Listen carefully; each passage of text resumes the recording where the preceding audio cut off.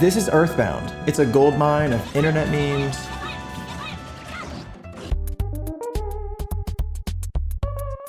quirky retro charm, and 1990s gang violence.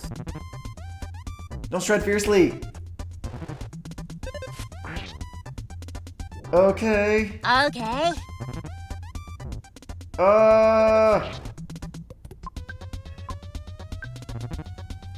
No, eat your bread, eat your bread. It's a colorful Super Nintendo RPG that feels like a nostalgic fever dream of small-town Americana. But the silly enemies and the jazzy soundtrack have a surprisingly profound story to tell. Earthbound doesn't just feature a powerful finale, it gives the player a sophisticated theological exploration of cosmic evil, the disintegration of the soul, and the power of human prayer. So today on Theology of Blank, we're diving into the question, what does prayer actually do? What does it do for a broken world?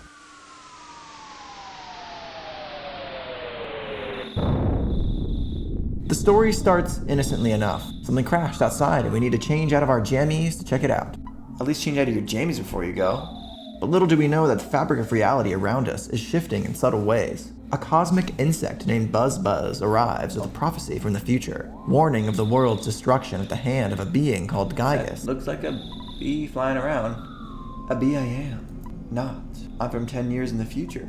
And in the future, all is devastation. Giygas, the universal cosmic destroyer, sent all to the horror of eternal darkness. However, you must listen. Where I am from, there is a well-known legend that has been handed down from ancient times. It says when the chosen boy reaches the point, he will find the light. You see, it is my opinion that you are that boy, Ness. This I believe. So we're fighting against a being made of pure evil, and I bet you're guessing that means a lot of lasers and bombs and explosions. But no, Giygas' approach is far more insidious than that. He infects the world, so it will destroy itself. To understand how Giygas operates, we have to look past our modern, legalistic definitions of wrongdoing, and look how ancient theological languages frame the concept of sin. In the West, we often default to the Greek word hamartia, which famously translates to missing the mark, like an archer losing focus. But ancient Hebrew gives us three distinct dimensions of this sinful reality. Chet, like hamartia, also literally translates to missing the mark and represents the baseline error of failing to hit the target of our true purpose. Pesha, by contrast, is more substantial, representing a willful, rebellious breach of a relationship or covenant. It's more of an active choice against what is right. The third Hebrew word for sin, avon, is more along the lines of guiltiness, or literally something becoming crooked, twisted, or distorted. Avon is the blueprint of the Giygas effect. Giygas rarely creates monsters out of thin air. Instead, he acts more like a cosmic parasite. He latches onto the world, which is fundamentally good, and bends it out of shape. For example, he takes an ordinary police force and amplifies their authority into systemic brutality. He influences the local wildlife and turns them rabid. And he animates a ton of weird enemy things and gets them all angry. This mirrors the classic philosophical framework popularized by St. Augustine, known as privatio boni, the privation of good. Augustine writes, "Evil is insubstantial, so thinking of it as an entity is misleading. Instead, evil is rather the absence or lack of good. Evil, on this view, is parasitic upon the good. So according to Augustine, evil has no independent substance. It cannot create. It can only ruin what is already there."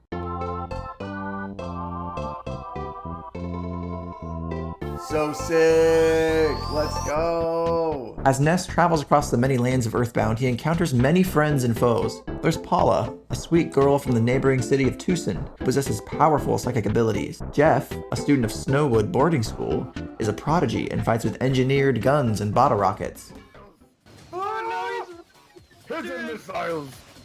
Oh my god! Finally, the group meets Pooh, a prince from the somehow both Chinese and Indian-inspired realm named Dilam. The group fights local ruffians, giant moles, hippies, abstract art, coffee, a freaking tent, and so much more. But eventually the group finds Saturn Valley and the scientific geniuses known as the Mr. Saturns, who reveal to the group that Giygas has become so powerful that the only way to defeat him is to travel back in time without their physical forms and defeat him before he has grown too powerful. Wow.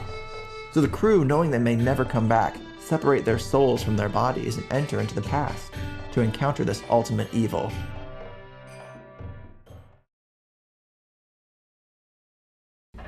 Ooh, what is this stuff? Is it organs? Oh my gosh, what the heck? What's happening?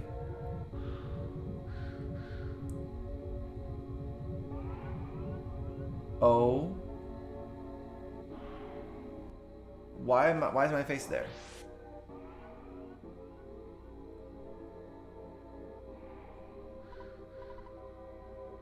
Yes, are you surprised to meet Pokey?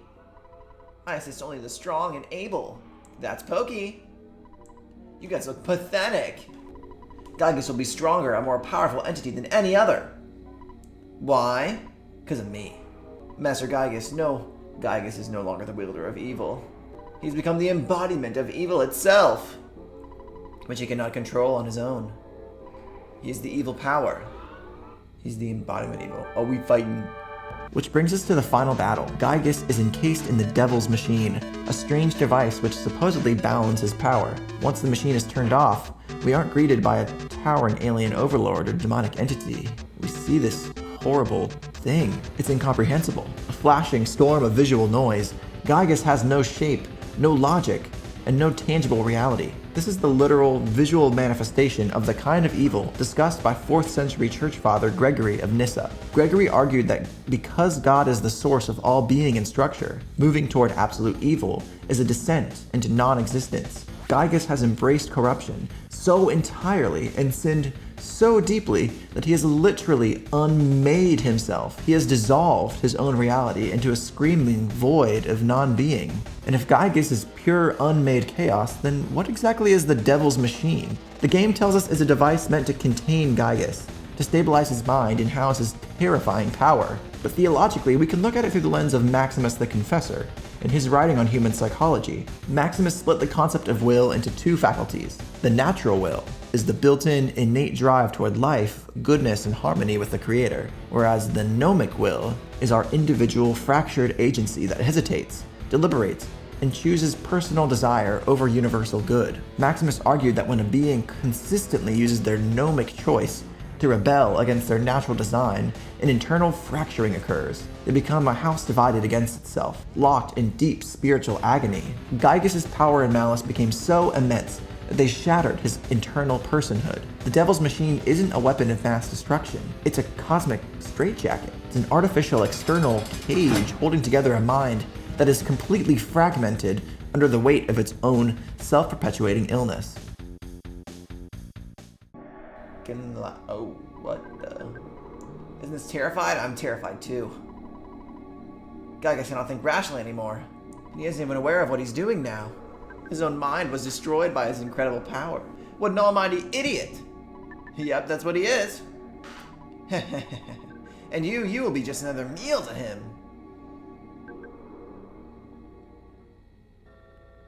Oh. Oh, he weird. Oh. The moment Pokey opens the cage, Giygas' shattered identity completely collapses into pure, agonizing impulse. He hurts, yet he claims he's happy? He has entirely lost the ability to comprehend his own internal reality. Now, how do you fight a void? How do you defeat an enemy that doesn't even exist with enough substance to be hit? You can't. Your highest level weapons fail. Your ultimate psychic powers do absolutely nothing. Physical and mental force are useless against a vacuum of pure non-being. When all structural mechanics fail, the game subtly forces you to click a command you've likely ignored for the majority of the adventure. Paula has a button that throughout the entire game you would have almost no reason to click. In any other battle, the pray command has a variety of subtle effects like restoring a small amount of HP to the group, making everyone cry or feel strange. It's almost never worth doing from a strategic perspective. But against Giygas, when there are no other options left, it's a desperate move. And when you click it, it does something new. Prayer? In a battle? What the heck would praying do in a fight? To understand what prayer actually does, we can look at C.S. Lewis and his thoughts on the cosmic purpose of prayer. Skeptics often ask, If an all-powerful God already knows what's best, why does he wait for us to ask for it? Lewis answered that God instituted prayer to establish divine delegation. He writes, "He commands us to do slowly and blunderingly what he could do perfectly, and in the twinkling of an eye. We are not mere recipients or spectators. We are either privileged to share in the game or compelled to collaborate in the work, to wield our little tridents. Is this amazing process simply creation going on before our eyes? This is how God makes something, indeed makes gods, out of nothing." Against the void of Giygas, these four children are the definition of finite free wills, wielding tiny tridents. But prayer is the mechanism that gives them causal power over reality. Giygas' influence operates by isolating people, trapping them in their own greedy, obsessive echo chambers. But prayer does the exact opposite. The Eastern Orthodox mystic St. John of Kronstadt describes prayer as a living conduit that systematically repairs the fragmentation of sin. He wrote, "When you pray, endeavor to pray more for others than yourself alone.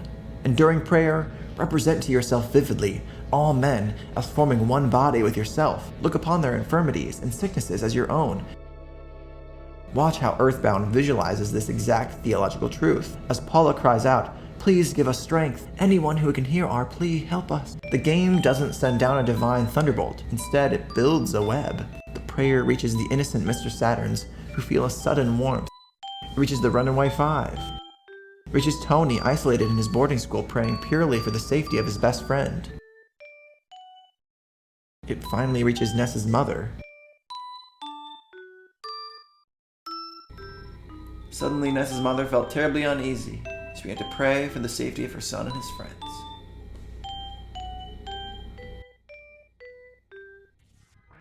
Oh my, that's a lot of damage. Oh, he's going crazy. Yeah, that's very unusual. It hurts, it hurts. All this prayer, it's this evil. Oh. Prayer acts as a massive cosmic tapestry, stitching a fractured world back together through love and remembrance. Oh, okay. It is the one thing a formless entity of pure hatred cannot withstand. To be fair, I can't think of anyone else. Someone, anyone, please help us. But then the game hits us with the terrifying reality of the 8th prayer. The text box reads, "The call was absorbed by the darkness." Suddenly, the network seems to go dark. The internal narrative of the game has exhausted every option. Who else is there to call to?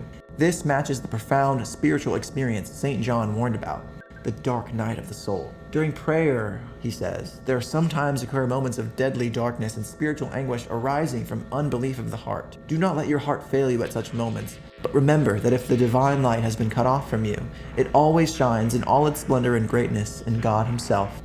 When the game tells you the prayer was absorbed by the darkness, it is simulating that exact spiritual anguish. The characters can no longer save themselves. The fictional universe has run out of track. But you pray again. Please give us strength! Paula and her friends call such the heart of blank. You prayed for the kids, having never even met them before. You kept praying. Who? Who? Oh, 6,000! From YO, from Yo. You. Me? Oh! I'm praying? I'm praying. I am praying. 21,000. And on this, the 9th prayer, the 4th wall of this game, is completely shattered, and it places the burden of prayer directly onto you, onto me, the player who's been guiding these characters through the game. It is only when your name, your experience enters this game, when the boundary between creator, player, and creation completely dissolves, that the final blow is dealt. Your real-world care for these digital children becomes the final link in the chain of communication. And as Giygas' formless void unravels into absolute nothingness, Kronstadt's final words on prayer come to life. He says, "How easily and speedily the Lord can save us. Instantaneously, unexpectedly, imperceptibly. Prayer refreshes and enlivens the soul as outer air refreshes the body." Earthbound's final boss fight is weird. It's unnerving. and it's surprisingly powerful. It can be all of these things because it understands something true about the universe. You don't beat ultimate evil by finding a bigger weapon. You defeat it by coming together, by widening the circle. You defeat it by remembering the people you love, stepping out of the dark, and breathing in the fresh air. PSI, farewell. Now, I'll see you again someday. For now, my friends, I'll miss all of you, but I have to go back to being just a regular kid. Well, I've got to get going. Did you finish doing everything that you wanted to? Okay, now you can finally share your incredible experiences with me. You did so well. And after all the struggle and the pain, it comes to a close by dancing with your loved ones. Thanks so much for watching.